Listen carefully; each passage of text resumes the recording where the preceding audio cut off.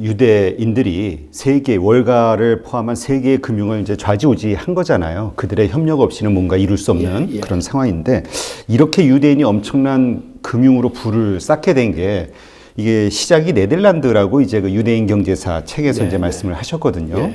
한번 좀 설명을 해주시죠. 어떻게 그들이 그런 부를. 청어가 자본주의를 잉태했다 그러면 믿으시겠습니까? 바다에서 청어요? 잡히는 청어. 1492년에 유대인이 스페인에서 추방을 당합니다. 그 당시 스페인 제국이 가장 강했던 시절인데 1492년에 세계에서 중요한 사건이 세 개가 동시에 일어나요. 콜럼버스가 신대륙을 발견하기가 1492년. 그리고 1492년에 유럽에서 아랍인들을 완전히 몰아냅니다. 사실은 그 전까지만 해도 유럽의 역사보다는 아랍인들이 훨씬 앞선 문화와 경제력을 갖고 있었어요. 그러니까 유럽으로서는 굉장히 뜻깊은 해인데 이때 스페인 왕국을 통일하면서 동시에 그간 스페인 왕국을 그렇게 키워낸 유대인들을 추방을 합니다. 근데 이로써 이 해가 굉장히 중요한 해인데 그래서 세계사에서 중세와 근대의 분기점이 바로 1492년이에요.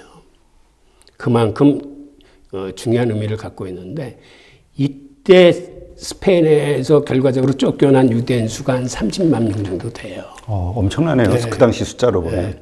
그래서 이 사람들이 비교적 종교의 자유가 있는 지역으로 찾아갑니다. 그리고 자기 동족들이 기틀을 잡은데 그게 지금의 그 벨기에와 네덜란드가 있는 그런 저지대예요. 근데 그 당시 저지대라는 건 굉장히 살기가 힘든 지역이에요. 왜 그러냐면 바다보다 땅이 낮기 때문에 이 땅에 소금기가 많아가지고 농사도 지을 수가 없어요, 거의. 우리가 더치페이라고 그러면은 사실은 좋은 의미에서 쓰이긴 하지만 사실은 이 어원은 그렇게 좋은 건 아니고 그 당시 그 네덜란드 사람들이 하도 살기가 힘드니까 모이면은 누가 한 사람이 이렇게 식사를 낼 수 있는 그런 여건이 안 돼서 다들 자기 먹을 걸 싸가지고 갑니다. 그래서 그 더치페이의 이제 유래가 된 건데 그렇게 못 살던 네덜란드에 어떤 일이 닥치냐면 저쪽 발티크에서 잡히던 청어가 조류가 바뀌어서 네덜란드 앞바다에서 잡히기 시작하는 거예요. 그 청어를 잡으면서 네덜란드 어부 하나가 손칼을 하나 개발을 해가지고 선상에서 이 청어의 이 내장을 가르고 해가지고 그 바닷물을 좀 끓여가지고 함수라고 하는 거기다 집어넣으면은 이 청어가 상하지 않아요. 그런 기술을 개발하는 통에 다른 나라들은 청어를 잡으면 이걸 빨리 가지고 들어와서 소금에 쟁겨야 하기 때문에 고기를 많이 못 잡았는데 네덜란드는 그 기술 때문에 그득그득 만선을 해가지고 들어와서 그 다음에 소금에다 이걸 절여요. 당시 유럽은 금식기간이 많기 때문에 금식기간에는 고기를 못 먹는데 생선은 먹을 수가 있었어요. 그러니까 소금에 절인 생선이 이제 엄청나게 팔려가는 거죠. 유대인의 금식기간이 아니면은 유럽 사람들의? 기독교나 마찬가지. 1년에 4분의 1은 금식을 해야 되는데 그 통에 이제 절임 청어들이 많이 팔렸는데 유대인들이 추방당해서 네덜란드에 와보니까 그 당시 인구는 한 100만 명뿐이 안 되고 최 못 살았던 나라인데 네덜란드가요? 국민의 대부분이 청어잡이를 하는데 그 청어에 쓰이는 소금을 저쪽 북쪽의 한자 상인들한테 그 암염을 받는 겁니다. 근데 암염이 땅속에서 캐내는 거기 때문에 굉장히 비싸요, 생각보다. 근데 자기들이 살았던 스페인에 그 바스크족들이 그쪽에서 대구를 잡으면서 그걸 소금에 절였는데 그쪽에서는 천일염을 생산을 해요. 그러니까 유대인들이 바스크의 그 천일염을 사다가 한자 상인들이 되는 암염하고 경쟁을 하는데 이쪽이 질이 좋고 가격이 싸요. 천일염이. 그러니까 당연히 시장을 유대인들이 장악하게 됩니다. 소금 시장을. 소금 시장을 장악한 후에 그때 이 소금 시장에 밀리면서 한자 상인들은 이때 도태되기 시작합니다. 그리고 한자 상인들이 도태됐던 원인 중에 하나가 유대인들이 쓰는 환원을 받지 않았어요. 그러니까 이 사람들이 맨날 현찰 장사만 하다가 유대인들이 뭐 종이 쪼가리 주면서 뭐 다음에 현찰을 주겠다고 그러니까 이 사람들로는 도저히 그거를 이해할 수가 없는 거예요. 그 시장에서 도태되고, 그 다음에 유대인들이 청어 시장을 잡은 다음에, 그 다음에 청어를 균일하게 품질을 관리해서 협회를 세워서, 유대인들은 무슨 산업을 하나 주도를 하면 그걸 꼭 독점으로 만듭니다. 아주 특징적이에요. 그래서 청어 산업을 독점 산업으로 키워내서 청어에서 돈을 많이 벌어요. 그러다 보니까는 모든 그 당시 네덜란드 사람들이 다 청어잡이에 몰리면서 고기잡이가 굉장히 모자라는 거예요. 유대인들이 조선소를 세워가지고 많은 배를 만들기 시작합니다. 그리고 배를 만들면서 고기잡이만 만든 게 아니라 그 다음에는 화물을 운송할 수 있는 화물선을 만들어요. 당시 화물선의 그 관세는 어떻게 매겼냐면 지금처럼 상품별로 매기는 게 아니라 물건을 일일이 조사하기도 힘드니까는 갑판의 면적으로 매겼어요. 배가 한 대 들어오면 니네 갑판 넓이가 어느 정도 돼? 그 넓이에 따라서 통행세를 매겼어요. 네. 그러다 보니까 유대인들이 통행세를 아끼는 방법은 갑판을 좁게 만드는 거예요. 그래서 당시 해적들이 많아가지고 갑판에 대포들도 많았는데 그런 거 다 떼내고 갑판을 조그맣게 만들고 배를 싣는 이 선복을 이렇게 크게 만든 거예요. 그러니까 배불뚝이 배가 된 거예요. 유대인들이 만든 배는 통행세를 아주 적게 냅니다. 그러니까는 화물 운송 경쟁력이 생기는 거죠. 네. 그리고 배 만드는 기술도 유대인들이 뛰어나기 때문에 배 만드는 비용이 다른 나라의 반값 정도에 만들어요. 그러다 보니까 다른 나라보다 화물 운송비가 3분의 1뿐이 안 되는 거예요. 그 가격 경쟁력을 획득해가지고 거의 유럽의 화물을 네덜란드가 다 싹쓸이하다시피 합니다. 그래서 암스테르담이 물류 기지로 커요. 모든 중개무역들은 다 암스테르담에 모이는 거예요. 그리고 암스테르담이 그렇게 물류 기지가 되다 보니까 거기서 중개무역이 활성화돼 가지고 모든 무역망이 그 암스테르담 중심으로 크면서 그다음에 무슨 일이 벌어지냐면 동양하고 무역을 하는데 그렇게 먼 거리 무역을 할 적에는 대규모 자금이 투자되는데 그걸 어느 몇 사람의 힘으로 그런 회사를 만들기가 힘들어요. 네. 그래서 네덜란드 동인도 회사를 만들 적에 유대인들이 최초로 그 주식회사라는 개념을 생각해냅니다. 물론 주식회사가 옛날서부터 있어 왔는데 근대적인 의미의 주식회사는 네덜란드 동인도 회사가 최초예요. 네.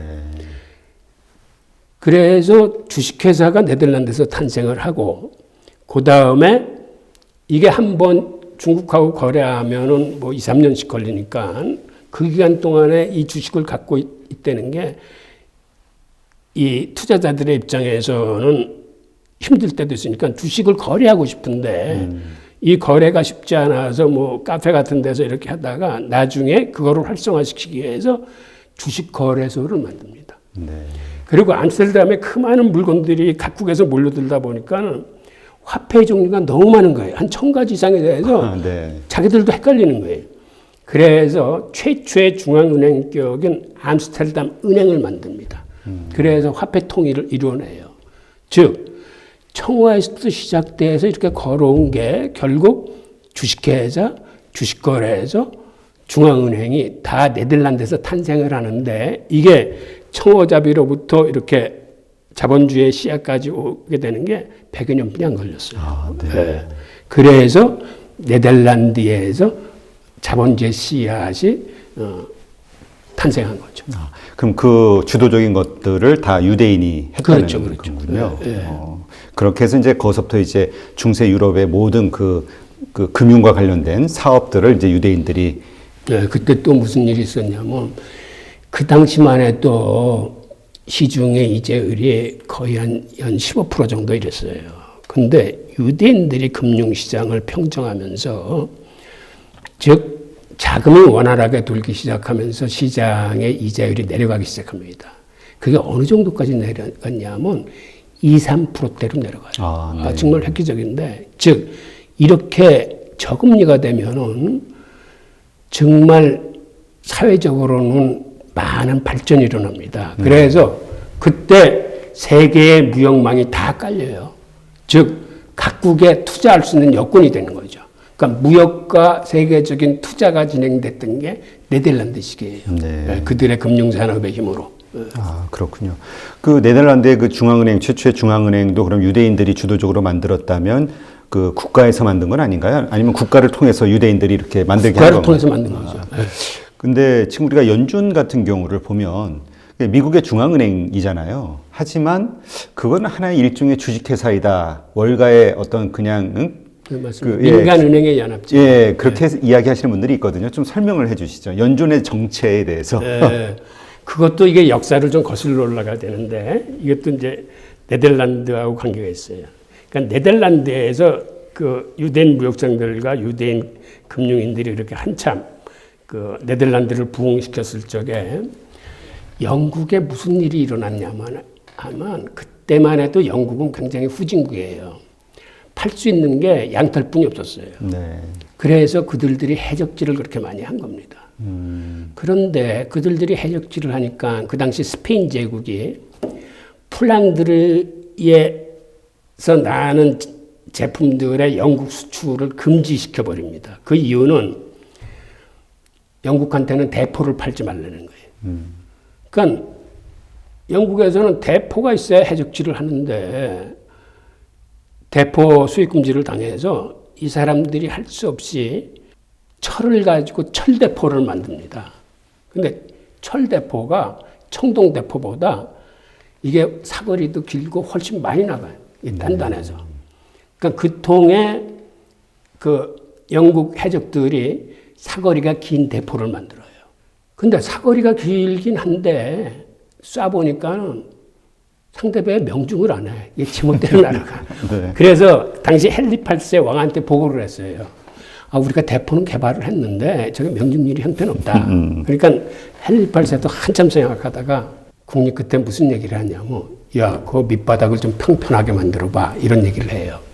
즉 영국에서 최초로 평저선이 탐생하는 거예요. 보통 배는 바다에서 빨리 달리기 위해서 이렇게 밑바닥이 뾰족한 유선형입니다. 네. 이거를 첨저선이라고 그러는데 평저선은 그냥 밑바닥을 평평하게 만드는 거예요. 그럼 대포를 쏴도 이게 그 반동을 흡수하는 이 면적이 커지기 때문에 훨씬 명중률이 높아져요. 사실 이 평저선에 대해서도 할 얘기는 많은데 우리나라 배가 고대로부터 이 평저선이에요. 그래서 우리나라 임진왜란 때 일본의 외선보다 훨씬 명중률이 높았던 거예요. 그리고 평저선은 물살이 빠른 울동몰 같은 데서도 이게 굉장히 안정적이에요. 선회를 하는데. 근데 첨저선은 물살이 빠른 곳에서 돌려고 그러면 전복됩니다. 그러니까 우리가 임진왜란 때 그 외적들을 물리칠 수 있었던 게 우리 배가 평저선이었기 때문에. 그런데 재밌는 거는 바로 이것 때문에 영국이 스페인의 무적 함대를 깹니다.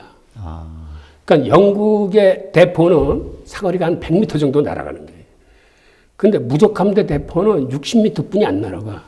그러니까 영국이 한 80m 정도의 거리를 계속 유지하면서 대포로만 공격을 해. 그러니까 무적 함대가 더 이상 진입할 수도 없고 그러니까 한 열흘 정도 이렇게 헤매다가 항구에 정박했을 때 화공으로 그 무적 함대를 영국이 깨요. 그래서 해상권을 영국이 가져옵니다. 기본적으로 해상권을 장악하는 민족이 세계를 지배해요. 근데 영국이 해상권을 장악하고 보니까 이걸 가지고 뭐 써먹을 데가 별로 없거든. 근데 네덜란드가 그렇게 잘 나가니까는 어떻게든지 통행세는 받아야 되기 때문에 항해조례라는 걸 발표해요. 이게 뭐냐면 모든 배는 영국에 들러서 통행세를 내고 가라는 거예요. 한마디로. 어디를 바다를 떠 있으면. 네. 그래서 이쪽으로 갈 배도 영국에 가서 통행세를 내고 가야 되는 거예요. 그러니까 네덜란드로 봐서는 이게 도저히 말도 안 되는 거기 때문에 세 차례 전쟁을 합니다. 그때 영국하고 네덜란드하고 전쟁을 하는데 결국 져가지고 네덜란드 해안이 다 봉쇄가 돼요. 그러니까 무역선들이 나갈 수가 없는 거예요. 그래서 당시 유대의 대표인 납비를 영국의 크로멜한테 파견을 해요. 그래서 협상을 합니다. 협상 결과는 네덜란드의 무역상들이 그대로 영국을 이주하기로 했어요. 그래서 무역상들이 그대로 이주를 합니다. 그 후 영국이 무역을 주도하게 되는 거예요. 그 후진국이었던 영국이. 게다가 그 다음에 또 무슨 일이 벌어졌냐면 당시 네덜란드 총독인 윌리엄 공이 영국 왕의 딸을 하고 결혼하면서 그 영국 왕이 승계 서열 1위 부부가 됩니다. 그런데 영국에서 어떤 일이 벌어졌냐면 의회하고 왕하고 싸우면서 그 왕이 쫓겨나요. 그래서 영국 의회가 네덜란드 총독을 영국 왕으로 초청을 해요. 근데 그 총독이 네덜란드의 독립을 위해서 싸울 때 그 총독을 도와줬던 사람들이 유대 금융인들이에요. 이제 네덜란드에서 마저 쫓겨가면 우리는 살 곳이 없다고 그래서 정말 헌신적으로 전쟁 자금을 내서 이 왕을 도와줘서 네덜란드를 지킵니다. 근데 이 왕이 영국 왕이 되는 거예요.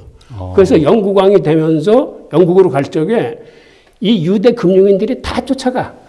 그 당시에 왕들이 이렇게 좀. 네, 그러니까는 한마디로 네덜란드에 있던 무역상과 금융인들이 그대로 통째로 영국으로 옮겨갑니다. 그리고 이 왕이 영국에 가서 딱 이제 왕이 돼서 보니까 프랑스하고 전쟁을 해야 되는데 전일 왕이 프랑스에 망명해가지고 그 프랑스가 그 왕을 지원해서 일촉즉발의 전쟁 위기가 터졌는데 전쟁 자금이 없는 거예요. 그래서 당시 네덜란드에 있을 때 자기를 도와줬던 유대 금융인들한테 다시 한번 부탁을 합니다. 전쟁 자금이 필요하니까 돈을 빌려달라는데 그 돈이 너무 큰 액수야. 그 당시 120만 파운드를 빌려달라 하는데 그러니까 유대인들이 상당히 난처한 입장이 된 거예요. 이거 안 빌려줄 수도 없고 빌려줬다 잘못하면 뛸 수도 있고 그래가지고 이제 어떤 생각을 하냐면 이 양반들이 스코틀랜드 금융인을 전면에 앞세워가지고 신디케이트 대출을 하면서 왕한테 딜을 해요. 어떤 딜이냐면 저희들이 한번 돈을 모아보겠습니다. 그런데 왕께서 이거 하나 허락해 주십시오. 그 돈을 모아서 우리가 주식회사 은행을 만들고 그 자금을 다 빌려드릴 텐데 대신 왕은 저희들한테 그 돈을 갚지 않으셔도 됩니다. 그거를 영구 채무로 하고 연이자 8%만 저희들한테 주십시오. 그 당시 연이자가 한 12%였던 기 때문에 왕으로서는 이자도 쌀 뿐만 아니라 빚을 갚지 않아도 되니까 굉장히 좋은 조건이에요. 근데 저쪽에서 내건 조건은 대신 우리가 영국에 빌려준 그 돈을 담보로 은행권을 발행할 수 있는 발권력을 주십시오. 라고 해서 그때 그들이 성사가 됩니다. 그래서 그들이 처음에 120만 파운드도 못 모았어. 한 80만 파운드 모았는데 그거를 금괴를 모은 거죠. 금괴를 주면서 그 돈만큼의 은행권을 발행을 해서 이제 그거를 이제 대출하는 거예요. 근데 여기서 참 이상한 셈법이 생기는데 자기들은 빌려준 것만큼 돈을 만들어서 또 썼기 때문에 사실은 미친 게 하나도 없어요. 그렇죠. 그런데 꼬박꼬박 8% 이자를 받는 거예요. 그리고 자기들은 자기 돈대로. 그런데 미국에서 1913년에 JP 모건과 그 로스차일드 가문이 합작을 해서 연준을 만들 적에 이 시스템을 그대로 미국 연준이 따갑니다. 네. 영란은행이 생길 때 많은 유대 상인들한테 돈을 걷어서 이게 주식회사로 만들었어요. 그래서 여기서는 이익이 발생하면 주식들한테 다 배당을 해요. 네, 주주들한테. 네. 그런데 미국에서 연준을 만들 때도 그 시스템을 그대로 써서 민간 은행들이 그 자본금을 다 댄 거예요. 네. 그리고 미국 정부가 국채를 발행하면은 달러를 찍어가지고 주는 거예요. 이 시스템이 영란은행 시스템을 그대로 따가지고 갔기 때문에. 그래서 지금 미국 정부가 연준한테 그 국채를 주고 빌린 돈은 이자를 줄 것 같습니까? 안 줄 것 같습니까? 글쎄요. 잘 모르겠는데. 이게 어떻게 됐냐면 미국 연간 예산의 10%가 넘게 그 이자 예산이 이렇게 배당이 돼요. 제가 알기로 한 13%인가 그럴 거예요. 그리고 일단 그 국채 발행한 거에 대한 이자는 다 지급합니다. 그래서 연준이 갖고 있는 국채에 대해서도 이자를 지급해요. 그러면 연준은 그 돈을 받아가지고 자기 주주들한테 6%만 배당을 해요. 그리고 나머지는 자기가 쓸 돈 제외하고 90% 이상은 미국 정부에 다시 돌려줍니다. 그러니까 미국이 재정 적자를 크게 겁내지 않은 이유 중에 하나가 바로 연준한테는 사실상 이자를 안 줘요. 그러면 그 지금 연준의 그 주주는 누가 이렇게 누구로 이렇게 구성이 돼 있는 건가요? 그거는 사실은 비밀이에요. 알려지지 않은데 그 화폐 전쟁을 쓴 그 숭용빈 씨가 쓴 책을 보면 예전에 그 뉴욕 연방준비은행의 초기 주주들의 그 지분이 밝혀진 적이 한 번 있었대요. 그때 보면은 이게 골고루 돼 있어. 그 JP 모건 뭐 록펠러계뿐만 아니라 그 영국 쪽의 로스차일드가 영국만 있었던 게 아니라 유럽 5개국에 있었기 때문에 그래서 이게 비교적 골고루 거기 다 섞여 있다고 그래요. 근데 그 유대 금융 회사들은 거의 다 들어가 있다. 좀 큰 회사들은 그렇게 봐야 되겠네요. 그렇죠. 큰 회사들은. 그래서 그 미국에 보면 뭐 뉴욕 연방 뭐죠? 저 총재가 있고 이렇게 다 틀리잖아요. 이렇게 그 있는 것도 그러한 예전의 그 역할에 따라서 그 나눠준 건가요? 주별로? 아니 그거는 처음 그 설계를 할 적에 그 설계도 유대인이 했었는데 그 12개 그 지역 연방은행을 갖게 돼 있어요. 그 중에서 이제 뉴욕이 가장 큰데 그리고 또 12개 산하에 또 작은 은행들이 있습니다. 그게 모여서 그 본점 역할을 하는 게 연방준비제도고 이 연방준비제도의 주주는 또 세계 각국의 민간은행들인 거죠. 그렇게 해서 그 연준이 그래서 이제 사실은 그 주식회사나 마찬가지다 사기업이다 이런 얘기가 나오는 얘기군요. 연준 의장을 대통령이 임명하기 때문에 국민들은 사실은 이게 국가기관인 줄 알아요. 그런데 실상은 지금 트럼프가 좀 예라서 그렇지 사실은 연준 의장이나 이사는 사실은 완전히 독립적인 이런 개체이고 정부와는 좀 벽을 두고 독립적인 기관인데 이 트럼프가 들어서고 나서 마치 하위기관 다루듯이 주인처럼 그러는 거군요. 그러면 그 영란은행이 원래 이런 모델이었다고 하셨으면 지금도 그럼 영란은행은 연준하고 똑같이 주식회사나 마찬가지인가요? 영란은행은 좀 바뀌었어요. 영란은행은 나중에 영국의 그 사회주의 이게 들어오면서 그거는 거의 국유화가 됐습니다. 국유화됐고요. 그래서 세계의 금융을 좌지우지하는 연준이 이렇게 탄생이 됐고 이렇게 구성이 돼서 이제 현재 움직이고 있는 거군요. 말씀을 듣다 보니까 정말 유대인들이 금융과 관련해서 얼마나 파워풀한 집단인지 그래서 뭐 서로 밀어주고 땡겨주고 한다는 그 힘이 엄청날 것 같다는 그런 생각이 드는데요.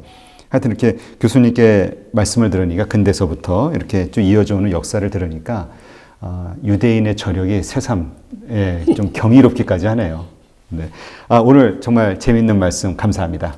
고맙습니다.